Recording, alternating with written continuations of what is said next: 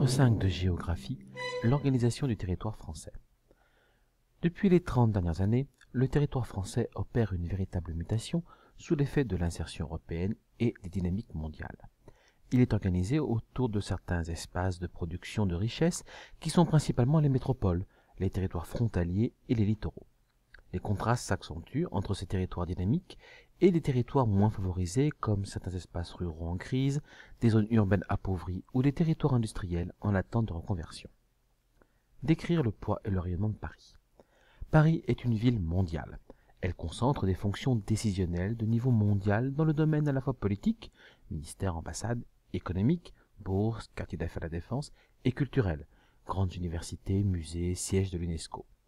D'un point de vue économique, le quartier de la Défense, le plus grand quartier d'affaires européen, situé dans les Hauts-de-Seine, sur 3 communes de l'agglomération parisienne, concentre la majorité des sièges sociaux des grandes entreprises françaises ou mondiales implantées sur le territoire national. Paris se classe au 6e rang mondial des villes les plus riches. Avec 6 millions de touristes étrangers par an, 27 millions au total, la capitale française est la première destination touristique mondiale. Paris est la seule ville française pouvant être considérée comme une ville mondiale. Elle domine l'ensemble du territoire national et le contraste Paris-Province est marqué. Son aire urbaine concentre 18% de la population française avec 12 millions d'habitants. La seconde aire urbaine française, Lyon, compte 6 fois moins d'habitants. Elle concentre aussi une grande partie des richesses produites avec 29% du PIB français et la grande majorité des sièges sociaux d'entreprises y sont installés. Elle attire aussi l'essentiel de la recherche française et c'est le premier centre universitaire du pays. Il s'agit donc d'un espace moteur du territoire national. Des contrastes territoriaux. Les espaces adaptés aux contraintes de la mondialisation.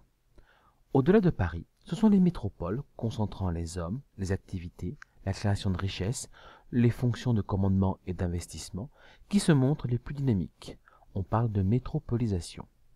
Espaces moteurs du territoire, elles sont reliées entre elles par un réseau de communication dense, routes, rails, avions, flux immatériels. Certaines, comme Lyon ou Lille, rayonnent au-delà du territoire national à l'échelle européenne. Elles contribuent à un certain rééquilibrage du territoire vis-à-vis de Paris. Les régions frontalières, zones de contact et d'échange entre deux espaces géographiques différents, sont aussi des espaces majoritairement dynamiques. Les échanges peuvent y être favorisés par la création d'eurorégions, comme l'Eurorégion Pyrénées-Méditerranée, qui sont des structures administratives de coopération transfrontalière ayant pour objectif le développement de ces frontières. Autre frontière dynamique, la frontière alsacienne entre la France et l'Allemagne, par exemple, ou entre la France et la Suisse.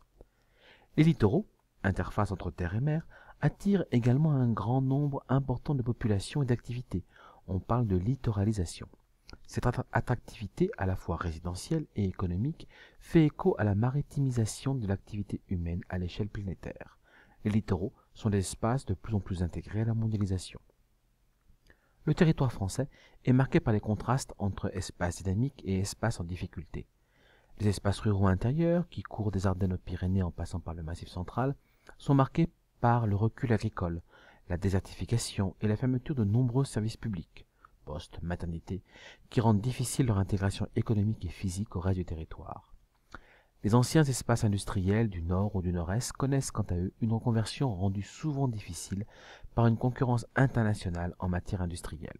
Enfin, les DROM, sont marqués par l'éloignement par rapport à la métropole et restent fragilisés par des problèmes économiques qui viennent atténuer des aides de la métropole. Les transports structurent le territoire et l'intègrent à l'Union européenne.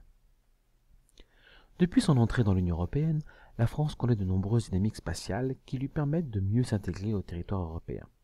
D'une part, la création de l'espace Schengen, espace de libre-échange entre les pays de l'Union européenne, cherche à renforcer les mobilités des biens et des personnes entre les États membres. D'autre part, l'objectif des politiques communautaires est de construire un espace de plus en plus intégré. Le réseau français de lignes à grande vitesse, LGV, ligne ferroviaire construite pour des trains roulant à plus de 220 km/h, centré sur Paris et rayonnant en étoile à partir de la capitale, s'inscrit dans une logique d'intégration européenne. Il est un outil majeur facilitant les relations vers l'Europe puisque le réseau se prolonge et se connecte peu à peu au-delà de nos frontières sur le réseau européen. Paris-Bruxelles, Paris-Londres par Eurotunnel et bientôt Paris-Barcelone. Il a dû s'affranchir des obstacles imposés par le relief grâce à de grands aménagements comme le tunnel de Saverne à l'est pour rejoindre Strasbourg et l'Allemagne. La France occupe une position de carrefour entre l'Europe du Nord et l'Europe du Sud et son réseau de transport est dense. Plus de 11 000 km d'autoroutes et 29 000 km de voies ferrées, 8 500 km de voies navigables, et centralisé autour de Paris. Ainsi, les principales autoroutes sont organisées en étoile à partir de la capitale. L'axe le plus important reliant les villes Lille, Paris, Lyon, Marseille. Par ailleurs, les aéroports de Paris, dont Roissy-Charles de Gaulle, qui accueillent 58 millions de passagers par an, assurent plus des 3/4 du trafic passager et 90% du transport de marchandises français. Mais la construction de lignes à grande vitesse vers le nord et l'est tendent à connecter de plus en plus le réseau français au réseau européen et à la mégalopole, car c'est à l'ouest de l'Europe que le réseau est le plus dense. Le Royaume-Uni, la France et l'Allemagne concentrent par exemple 50% du transport aérien.